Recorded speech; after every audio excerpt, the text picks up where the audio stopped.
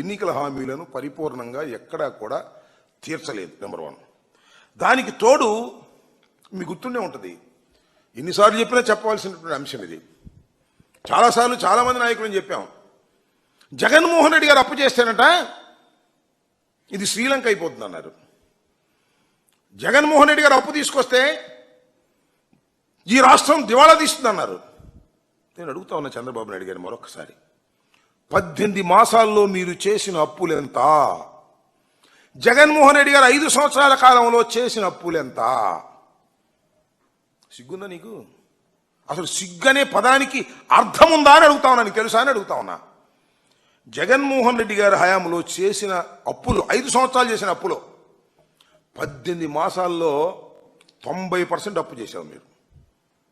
ఒక్క పథకం కూడా సక్రమంగా అమలు చేయటం లేదు. ఏ ఒక్క అభివృద్ధి కార్యక్రమాన్ని పూర్తిగా నిర్వహించడం లేదు.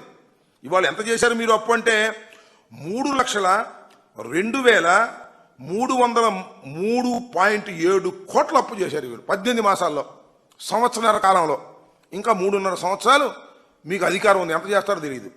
జగన్మోహన్ రెడ్డి గారు ఎంత అప్పు చేసినా ఈ 5 సంవత్సరాల్లో దీనికన్నా ఒక 10% ఎక్కువ చేశాడు. మీరు సంవత్సరం 6 మాసాల్లో ఇంత ఘోరమైన అప్పు చేస్తున్నారు. చేశారు.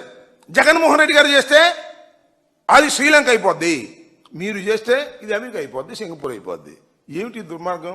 దీనికి చంద్రబాబు నాయుడు గారు సమాధానం చెప్పే పరిస్థితులు లేరు.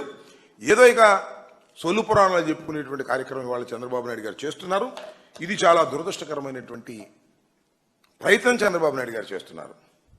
హెచ్ఓడి సమావేశంలో ఇలాంటి పిచ్చి మాటలు మాట్లాడి లోకువైపోయే కార్యక్రమాలు తప్ప వాస్తవాలను ప్రతిబింబించేటటువంటి అంశాల గురించి నారా చంద్రబాబు నాయుడు గారు చేయకపోవటం చాలా దురదృష్టకరం. దీన్ని ప్రజలు గమనించాలని కూడా ఈ సందర్భంగా నేను గుర్తు చేస్తున్నాను.